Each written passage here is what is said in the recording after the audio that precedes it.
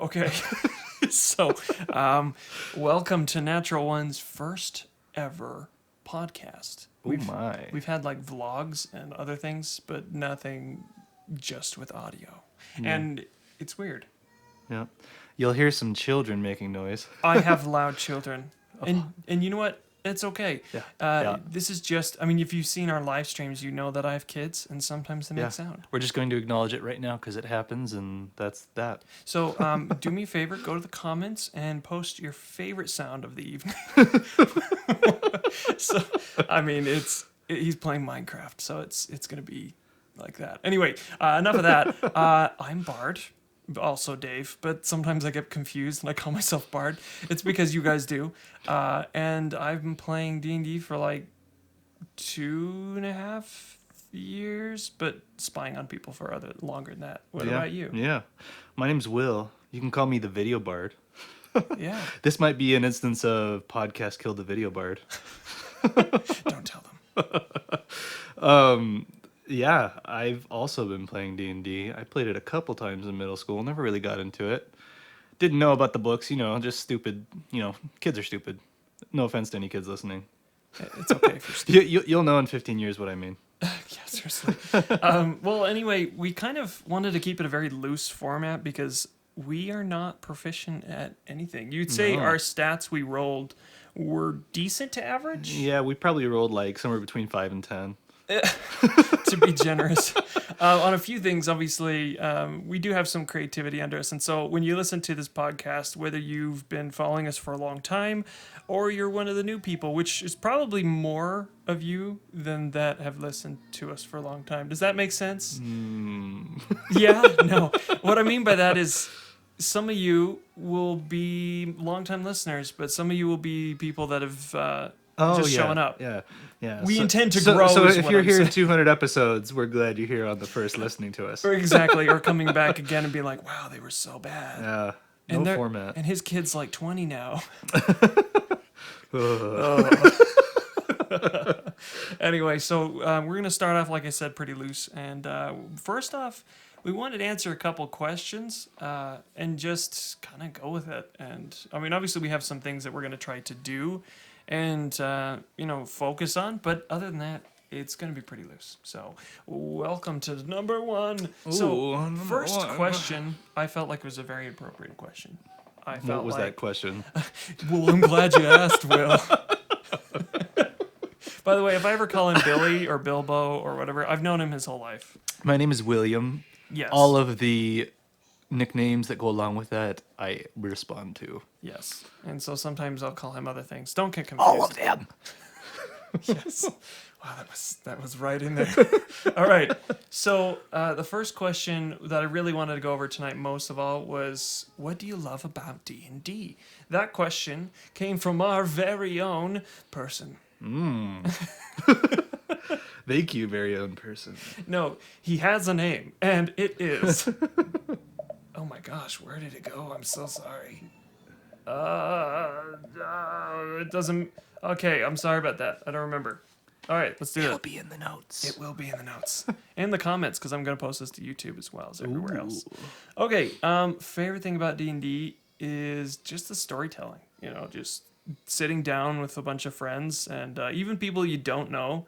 I've been running some one-shots recently, and it doesn't matter if I know them. They could be here, they could be in the Netherlands, they could be anywhere. And, ooh, are you okay? That was just my face. That's fine. He hits it one time, and it's gonna be we're gonna keep a tally mark of every time one of us bumps the mics.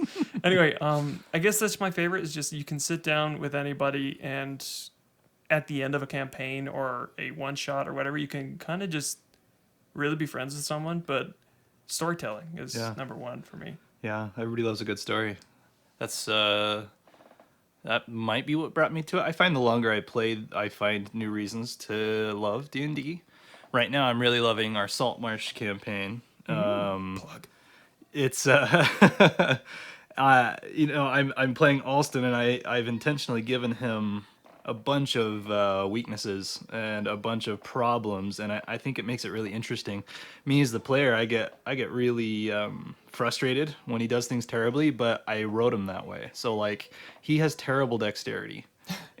Because he's got a claw for a hand and he's a gnome, so he's really short and his hands don't quite work. He's doing the best that he can.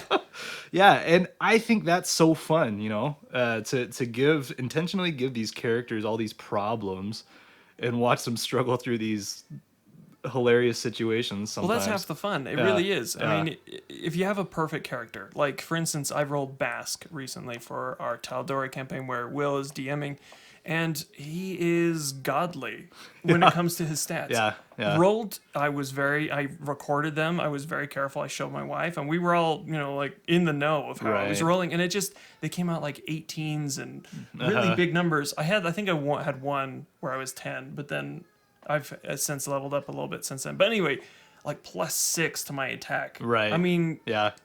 but like I love like you're saying, I love the characters that may not have that boost. Yeah. And so when you play them, it's just like this. You'll have this bumbling You idiot. struggle, it's fun. Yeah.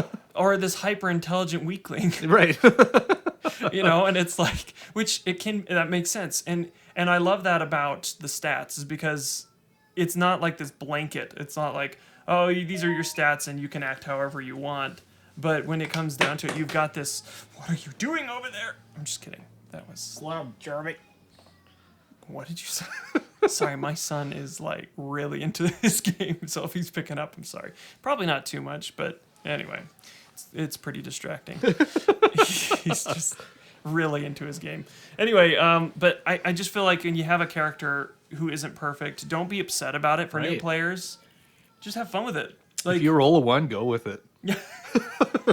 I mean, if you're rolling four and then dropping the lowest, you shouldn't have one. But Like, you're rolling with special dice that have zeros on them in some instances. jeez, yeah. Well, I mean, certain characters I've had before have been that way, but mostly I DM. But I've been getting into playing more, which is a lot of fun. Which I'm glad that Will's taken over some. So if you're not watching those campaigns, definitely check them out because we have very different styles, but Yeah. in the group, it's a very Yeah. cohesive. And event. we're all learning as we go too, so you can kind of see how our styles change over time. It's a lot of fun. Yeah, for sure. I mean, and one of the other second part of that question, I am so sorry, by the way, for not remembering who wrote that. I actually had them all written down, and it's in here. I just can't see it at the moment because I have a lot of notes. And just like when I'm DMing, I have my notes, but do I check them? Barely at all. Who has time for that? Yeah, because I'm going to stop the game for 5 minutes. Excuse while I me. read my notes, this big bad guy has something to say. But anyway, the second part of the question, and thank you, by the way, all of you who have said some questions. We have a lot more than we're going to be doing tonight. But I would like to do like a Q&A on like episode 10 where we just answer nothing but questions. So if you think of something, write in the comments. I will start writing them down with your names. Anyway, the second part of the question was, what was your favorite D&D session or campaign? What about you? Session or campaign? Maybe you can narrow it down to like a moment. Couple things come to mind. I really love the instance where Alston hijacked the ship and became the captain. That was awesome. That was really fun. Unplanned, by the way. I didn't see that coming. Just from a character perspective, he was very, very dominating and instilling fear. That was a lot of fun for me as a player. I also really enjoyed the final encounter with the Yuan-Ti in our past campaign that we did last year. That was super epic. That was a lot of fun. You guys rolled some serious damage. Yeah. I mean, like, that's a lot. Just like the revenge at the end, the completion of the arcs, in the story. It was a lot of fun. Yeah, and spoilers, I don't care to spoil. I'm fine with that. A lot of you, have... It was a year ago. I mean, Yeah, that's- yeah, and at this point, if you haven't watched it, you should go back. And in fact, this should entice you to do it because that story, I feel like that was also my favorite. Yeah. I love our Salt Marsh right now. I'm really loving that. I fleshed it out much more than the books did. So I have a whole world beneath Salt Marsh and nearby. So it feels like I feel like I've created that the most. But for stories, I definitely like what we did with the Yuan-Ti and how they started off slaves. It's fine. Don't you do that. Don't be human. I really like how the story arc began. I mean, you guys didn't do anything I planned. yeah. Let me just point that out. You were supposed to be killed in the arena, and I'm using air quotes, so you'd be dragged underneath so they could heal you, and so guys could uncover some secrets that they were onto. But you won everything I threw like the at basilisk and the ship battle against the drow. I mean, it was like this unbeatable odds, but they rolled insane numbers. Yeah. And that was all our first live streams. And then one of the characters ended up moving, and so it was just Will and then a couple other people that in and out of the campaign. And then my wife joined, and she played this elf that was like Arcane Archer. Yeah. If any of you want to play an OP character, oh my gosh. That's a lot of damage. If she would miss, she could hit instead. Yeah, basically. I mean, you want advantage on every single attack roll. Pretty much. If it didn't hit one person and someone else was nearby, it could hit them. Anyway, I digress. And I agree though how that ended with your brother dying and you guys creating the Golthius tree and his burial, and so that also has created some story arcs. By the way, there's going to be some later content for that too. I've already written it all up. Like the curse of the Golthius tree is a real thing. That's where the blight come from. And you had one that came with you, and I think his name was Bob, was it, or something like that? It was like a mundane George. It was George. George. Yeah. And I mean, it was this story that really started to, and that's when Mark, by the way, Mark is another player with us and also a very good friend, and he has his own podcast too. It's called First Watch. Ooh, First Watch. You should check it out. Yeah, I just listened to it. It was super good. Yeah, they just released an episode. Episode 3. Yeah. That dates this podcast probably when you're watching this. Yeah, hopefully this doesn't come out in like a month and you'll go, what's going on with this? He's released 6 more since then. I know Mark, he was watching us then, especially towards the end, so it was fun to have him join in right after that. But it was really fun. I loved our one-shot. The Shia LaBeouf, by the way, spoilers. Last year's.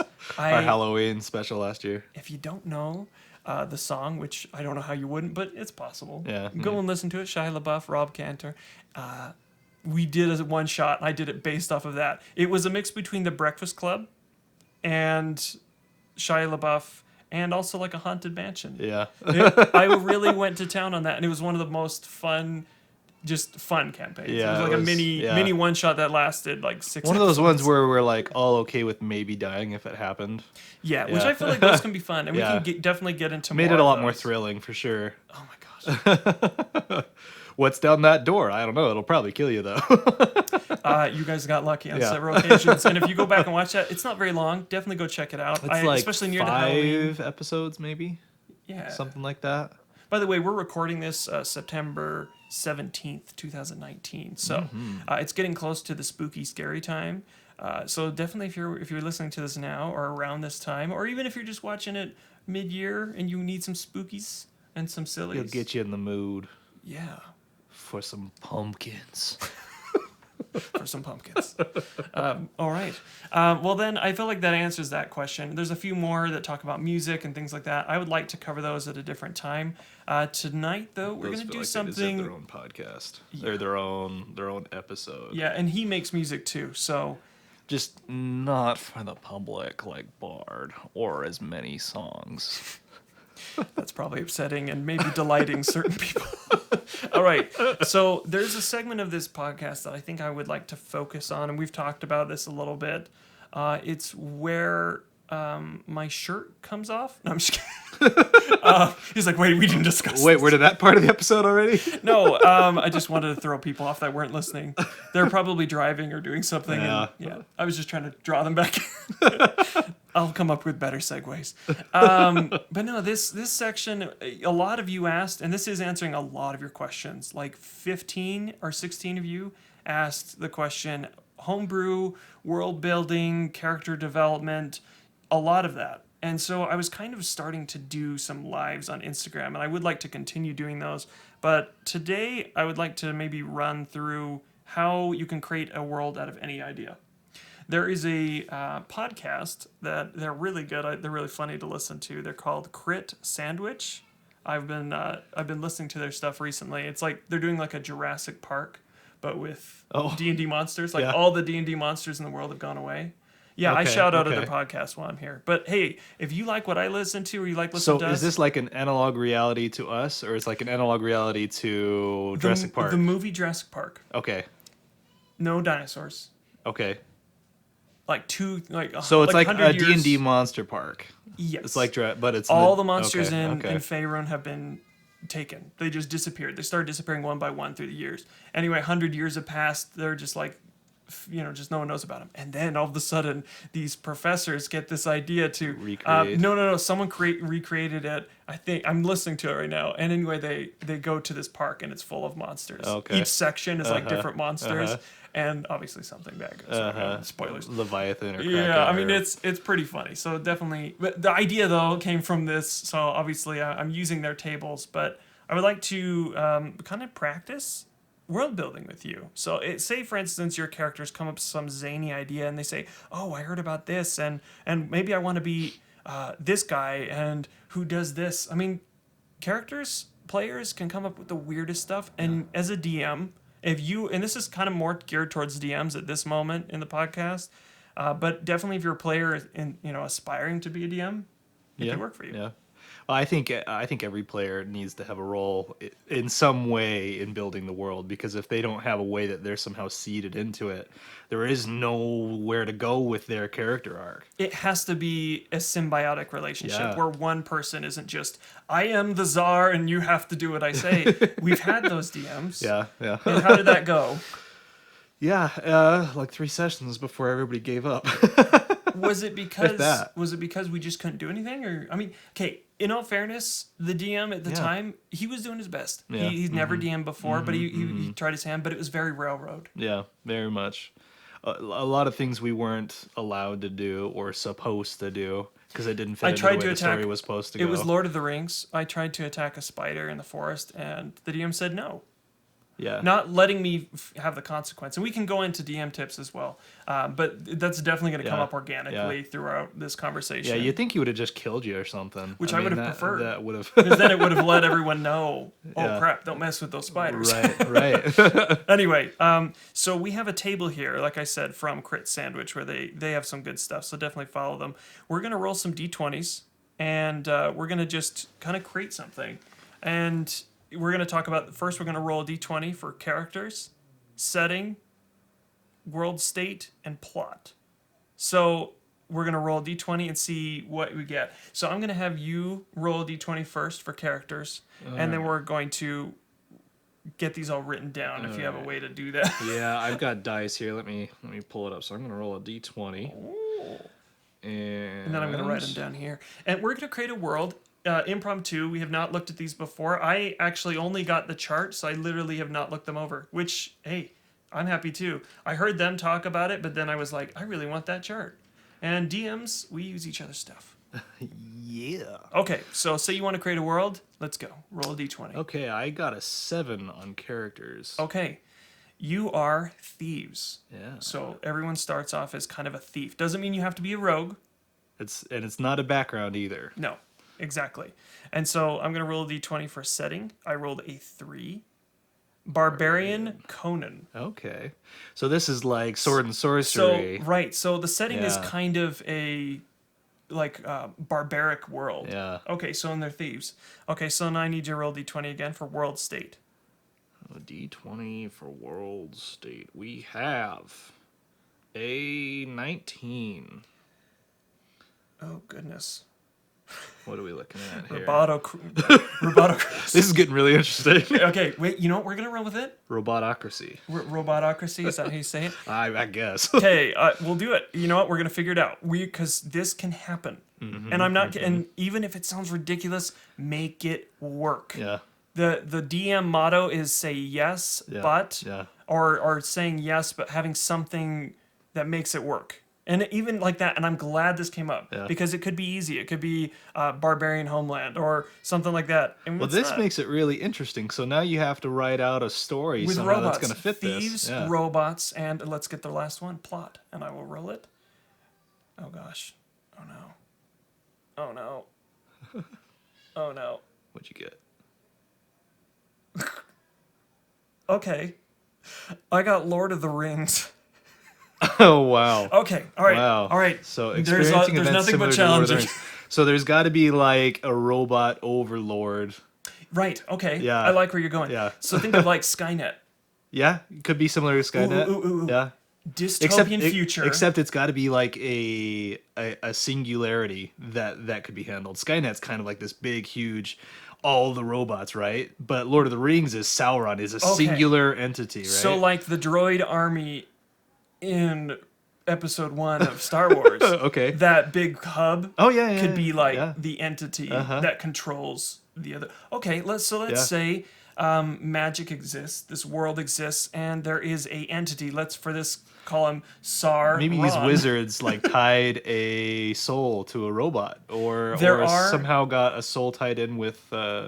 There's a thing called technology. Warforged. It's a type of kind of like a golem or yes, but you can actually play as them. Okay. They're mechanical in nature, and they do exist in the D&D universe. So let's say that there's this highly magical Warforged enchanted who becomes this massive force to be reckoned with. So he becomes like the Sauron-esque person. Okay, so we've got that. And let's say that the world has fallen. The fantasy world, whether you're playing in Faerun or whatever homebrew, the world has fallen and he's in control. It's a dystopian future kind of more not so much like Terminator, modern day buildings, but this could be fantasy still. He's probably got some kind of an artifact or a relic or a magical object that this group of characters Mount Doom type. needs to get. Sure, which would make sense that they're thieves. Oh my goodness. Yeah. See, this is why conflict creates growth. Because if I threw a bunch of Marines into a sandbox and said, all right, now you're going into battle next week. Right. But if you throw them into some intense training, Yeah. this is how worlds get created. Yeah. I love it. Okay, so this dark Warforged character who ends up starts wiping out humanity with more Warforged. Yeah. So he's got this army of like, so you know, as a DM, start creating off of monsters Warforged versions of those monsters. So maybe they start to take over a bit, and some of them are a bit robot and a bit enchanted beasts. Yeah, there's definitely got to be a hint of magic there. Well, definitely. If we're gonna make it D&D, it's got to be. If it's anything like Conan, which exactly. Yeah. And that's what I want to bring up too. Maybe so if you're familiar with Conan, it is very archaic feeling. Yeah, it's very primitive. Because Yeah. it's very barbarian. So maybe your people have been pushed to the limits of humanity. Yeah. Elves, dwarves, whatever. Maybe you're on the outskirts. Maybe the few people who are alive are either enslaved or they're... Which creates great story arcs for taking back cities, for doing fun, like, you know, let's find a way to stop the Overlord and fight his armies. I mean, it could be grand wars, or it can be very... simple for your players to be like, let's not get ourselves involved. Let's get past it all. I mean, you could go in it like Let's Aragorn. get off this rock. You can go in it like Aragorn, Gandalf, and all the others fighting the war. Or if you're thieves, you're probably not doing that at all. In fact, you're probably more like Frodo, Sam, Merry, and Pippin. You know, like you're just trying to get past all of it, which can lead to some fun scenarios of sneaking. Yeah. Not fighting everything. Yeah. But when you have to, it's like, oh man, we got to buckle in. So this world, I feel, is a good example. It's pretty fun, yeah. Yeah, I'd have a good time playing this. I could see, actually, I would like to write something up of this. All right, let's do, I think we have time for maybe a couple more. So that's an example of how to not let anything just hold you back. Okay, so I will roll the D20 for this first one, because the last one was interesting. Oh no. I rolled a 2. Students. Students. Ooh, this is Harry Potter, boys and girls. Oh, goodness. Let's see. So what did I just roll? Where'd you go? Cotton Eye Joe. Okay, Goodness, my daughter's crying. I'm gonna roll again because we don't want another Conan setting. And thank you, by the way, guys, thank you so much for just putting up at the beginning steps. I mean, obviously, you know, we do what we can, and you know, we both have kids. And recording setup isn't exactly where we want yet, and we have some big goals. That's why Patreon is so important. So, I mean, obviously, I'll push that as long as I live, because our end goal is to definitely become self-sufficient to the point where we can have a studio where we won't have crying in the background, and bound to happen. And you know, my wife right now is taking care of her, and sometimes my daughter just cries. So if you don't have kids and you don't understand, I'm sorry, but if you do have kids, you totally get what I'm talking about. We just do what we can. Yeah, we just work out of home. It's not like we've got studio space or anything like that. Not yet. But someday. Yeah. All right, what did you get? So I pulled up a 4, so think sci-fi fantasy like Star Wars. That's what it says. Yeah. Ooh, Doesn't goodness. necessarily have to be a space epic or anything. But like Star But Wars. sci-fi fantasy, so we're talking about magical powers, Jedi. awesome Space gadgets, yeah, space wizards, yeah. Student Star Wars space wizards. All right. Battlestar Galactica. Okay. I just rolled. Oh goodness. What is? I don't even know what we're gonna do here. Steampunk past. You know, Well, Star This Wars is very Star Wars. is very okay. These are like Padawans, you know. This is like straight up Star Wars. Okay, keep going. Yeah, Except steampunk is a little bit more gothic. true. So what is the world state? I mean, that was the setting. So what is the world state? What are we So, sitting at? 7. So we're looking at what is that? Indiana Jones? Let's see. Yeah, that's Indiana Jones. Oh, you're looking at plot. Oh, my bad. Oh, yeah. So corporate rule. The freaking empire. Well, Okay, let's get out of this. empire's political, right? Yeah, so we kinda need to this is pull a out. corporation. This is a company owned or a company ruled, like if Apple ruled the universe, but in some sort of steampunk dystopian sci-fi fantasy. Oh my goodness. Okay, this is going to be interesting. Maybe harder. Yeah, Okay. yeah, this is This might be challenging. harder for me. Oh no. I rolled a 19. Ghostbusters. So, Okay. Yeah, like we said last time we figured out gold. It may Yeah. not be this time, but let's give it a shot. So world state's probably where I would think to start. Yeah, you want to maybe That gives you something big to build out from, or you So- could start small and go in. with the world state being what it is, corporate rule. Yeah. So let's say it's Corporate rule in a steampunk sci-fi fantasy. which could really be okay. So sci-fi it has to do with anything space. You can really make and fantasy oftentimes mixes with sci-fi because they're one and of Very similar. Very similar. And yeah. if you actually there's Sci-fi different, kind of falls under fantasy. there's different rule books that have different things, and even in Yeah. the D&D manual, there's actual written up things for guns and things like that. So in this instance, I would say if they have the technology to go in space, there's probably some form of firearm or So some laser kind of pistol. weapons But I would- manufacturer oh, gosh, or just vehicles. To some extent, maybe like Fallout, like the Big crank oil. rifle, or like oh yeah, like make it harder. Machine guns, I feel like really messes up yeah, everything. yeah. Make them. I want with steampunk. It's not. It's like the big loading gun. Maybe you need like a magical component to run it, and it takes a like it takes Max, a turn to load or something. I said Max. That's probably two. Matt Mercer created a sharpshooter. It was like a gunslinger. Right, And he created like his way of using guns is that there's certain grip points that you can use that if you fail something, your gun pops or breaks or has an You gotta issue, repair it. misfire. And there's a lot of reparation, buying of. And I feel like if you're going to have something where you have a firearm that does a lot of damage, long distance, make it a little difficult. You could do like fun spring-loaded gadgets or traps. True. Oh, true. Yeah. I think of like bounty hunters where they have all these little gadgets. I mean, that could be fun for your players. So students, how are we going to tie in the students? So Maybe they're apprentices or maybe they start, and they don't have to be kids. I mean, that's oftentimes Right, people yeah. think students, they think kids. There's adult, children and college, also adult university, college people. Yeah. So basically, what I'm saying is that maybe they could just be under the apprenticeship of somebody who's teaching them. Maybe a guild is teaching them how to catch bad guys, or there's a guild that's helping them, that's teaching them how to properly make weapons. I mean, it really could be anything. I mean, it depends on what your people are into. Yeah, I mean, they could be students of kind of whatever they want. It'd probably depend on their classes The or arcane something. arts or something Yeah, like that. It really could be anything. Yeah. So, yeah, okay. So students, and as far as Events similar to Ghostbusters.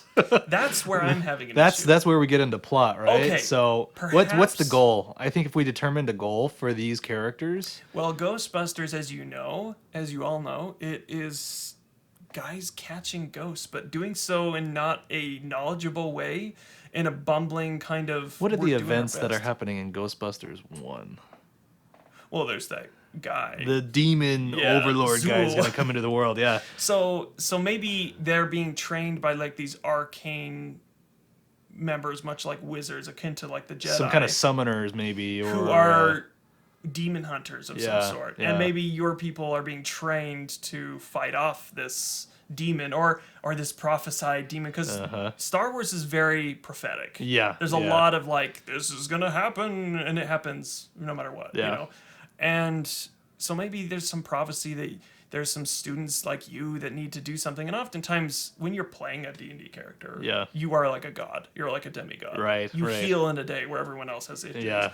So I mean, and obviously, like, these guys wouldn't have to like go after the big bad if they didn't want to, but there'd definitely be consequences where the world would change. oh, for sure.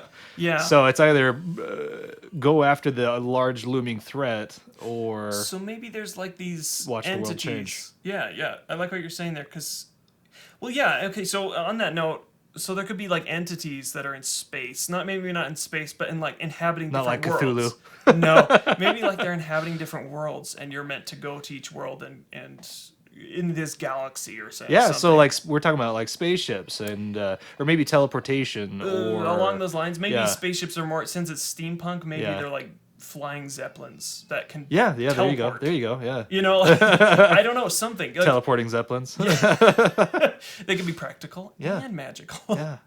So, I mean, yeah, I feel like that could be a thing where they ultimately want to destroy an overlord, much like what we came up with first. Yeah. But also, they're trying to just take out, like, make the galaxy at peace. Maybe that's how it starts, and then they discover this plot to this much larger demon from space that wants to take over the world. I mean, it definitely could be Cthulhu-esque if you it wanted to very go that much route. could. Which steampunk, Lovecraftian, Yeah. it very well Very could be. gothic, yeah. I can see this being like a dark space fantasy. Yeah.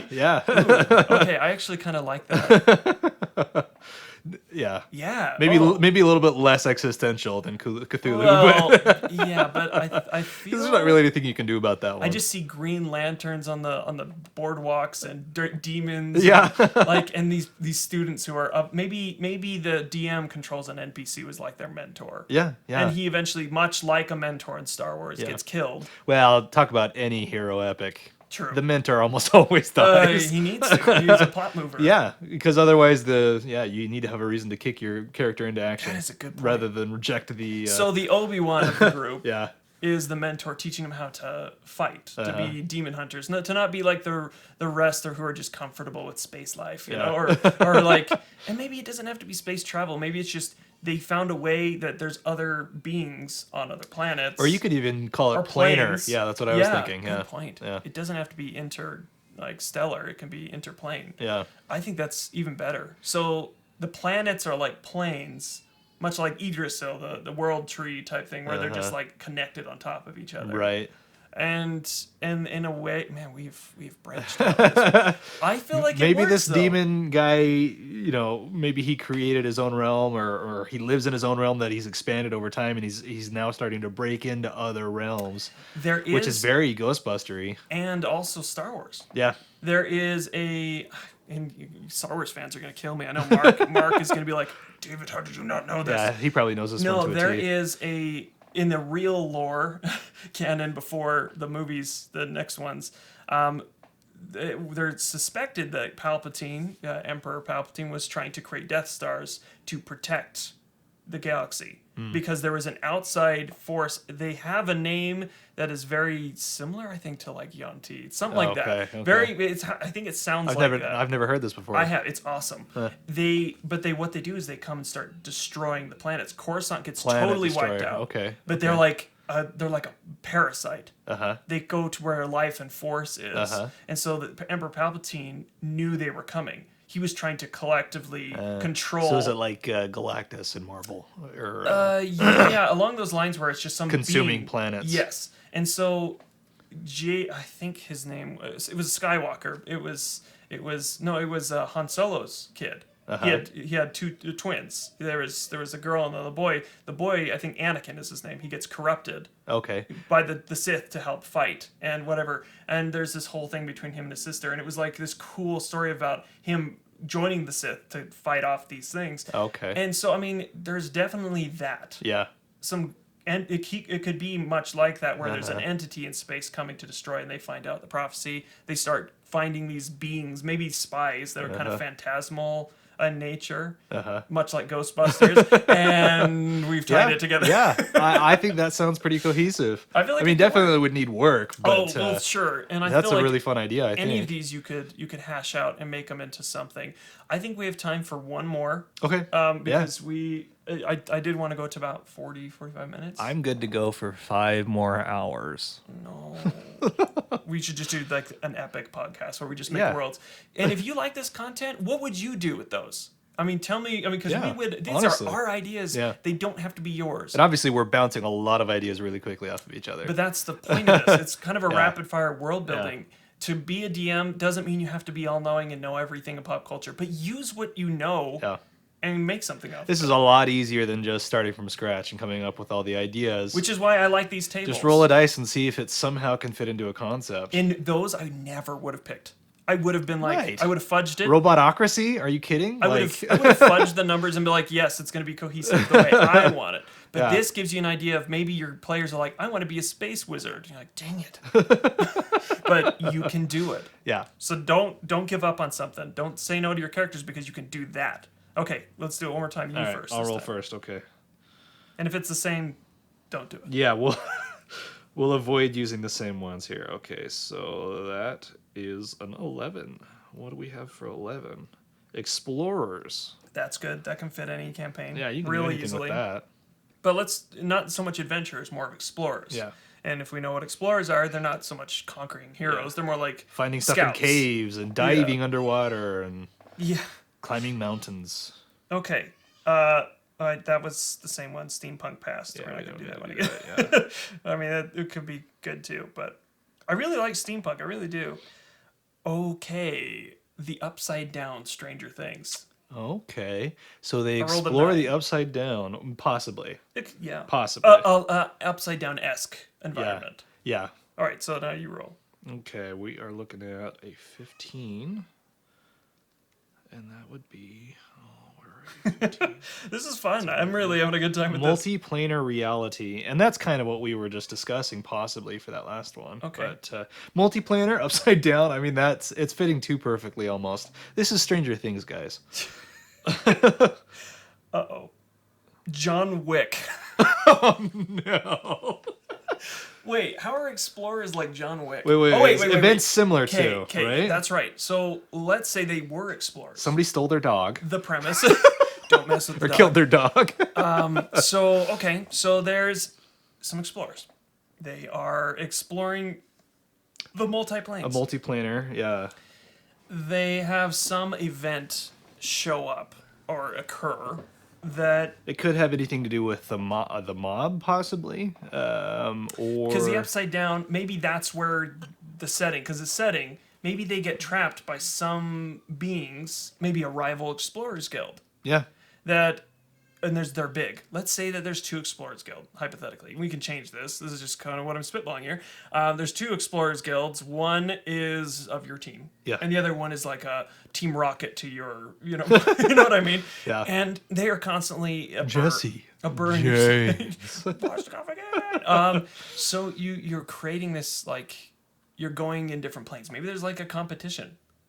Maybe there's an alternate plane that has never been discovered that is directly correlated, much like the Shadowfell, which is very much inspired from the... That is Upside Down if you don't know, the Shadowfell. It's exactly the same, just dark and creepy and messed up. And it's super fun to play in, and I can't wait to actually run a campaign in it, which this could be one. Yeah. So these 2 Explorer Guilds find it. They heard about it, and they want to be the first. Much like planting your flag on the moon on top of a mountain, we want to be first. Right? That could be enough incentive. Or, maybe there's a valuable resource. Maybe this is financially inspired.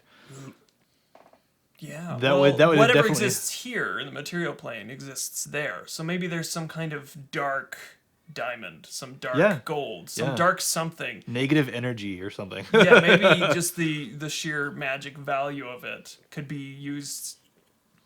I don't know, some seeing stone that's been, like something like that, where it's like they can Something that a god abandoned on another plane, or which would make sense why explorers would want it, because they could Yeah. see other planes. that's and the get kind of the whole point of They exploring. could get an advantage on searching for things because they have some kind of seeing stone. In the, Oh yeah, there you go. yeah, something Make tie them- in an object. Make them Oftentimes, natural 20s at their profession. right? I mean, that would be amazing. Yeah. So I mean, that's just an option, but maybe so they're exploring whatever, and then something. What John Wiki would happen? Ooh, that was my. That's yeah. So if it's events similar to, we're looking at. Someone well, what gets- really kicks that into action is somebody killed something that he found that he considered precious. Maybe it's their mascot. I don't know, like something. Maybe a member of the party gets killed by the opposing explorers, or Maybe a young member of the party. yeah, That'd be dark, but motivation is maybe one of the sons of like. Well, yeah, maybe he's not young, but like yeah. decently Or, young. or you could even look at, like, these guilds having their special places where they consider sacred, and if they attack each other in those places, then that's taboo. Kind of like Like the hotel, like an embassy. like the hotel. Yeah, it's yeah. Okay, so like there's this embassy or something like that they not Yeah. an embassy, but like there's Right. a place that is off limits. Off limits, exactly. And so they get attacked. Yeah. and maybe blown up, Or- destroyed, or murdered. maybe somebody raided. steals something from them. Maybe they paid mercenaries, Yeah. assassins, Yeah. to take out the leaders so they could just be done with this guild. 'Cause Yeah. maybe you've been having success recently, and Taking away their profits. so instead of now explorers, you are fighting them on grounds that you're unfamiliar with in a land that's totally beyond what you're expecting. Yeah. And then trying to come out on top. Yeah. And leaving a You body could count. you could come up with some interesting, like not necessarily like fatigue, but things that can like build because you're in another realm that you're unfamiliar with. I mean, fatigue would No, be an option, but definitely. you could come up with your own table of things. checks that are required for sanity. Yeah.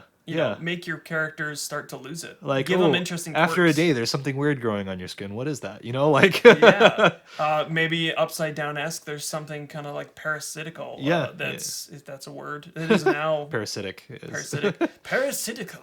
Parasitical-egic. By the way, Bard comes up with his own stuff. It's intuitive. So, no, I feel like that works too. Yeah. I feel like this could be an actual campaign that I could see myself playing in Yeah. or DMing. And so, unless there's something else you want to add to that world, I feel I like don't it's think so. pretty hashed out Not without taking it a whole nother direction. for sure. Which you could do so many directions on these. You can, and Yeah. that's the point. You can use these if you want to. Let us know. I want to Yeah. know if anybody you, plays these, let us know if for you sure. want to, and if you want, you know what?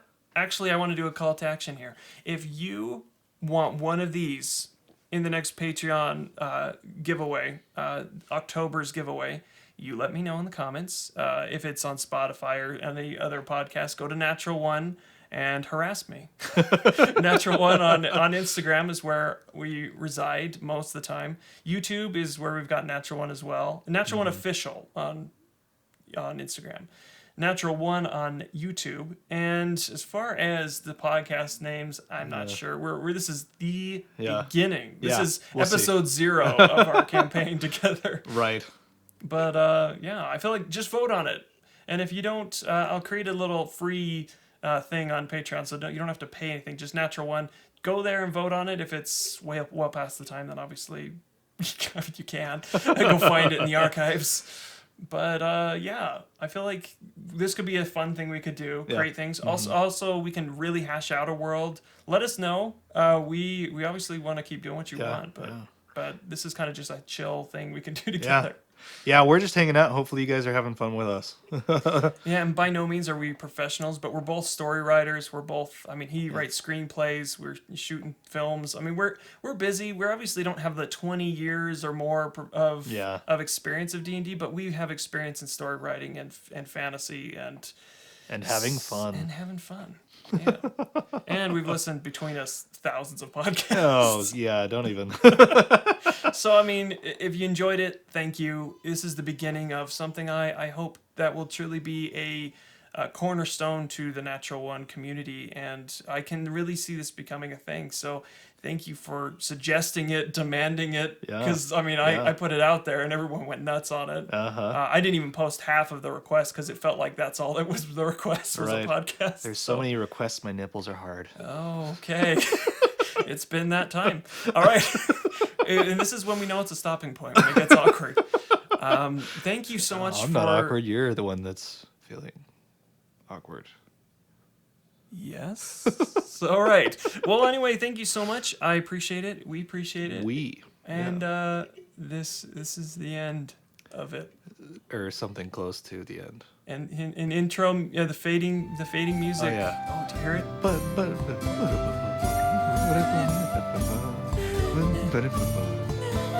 it?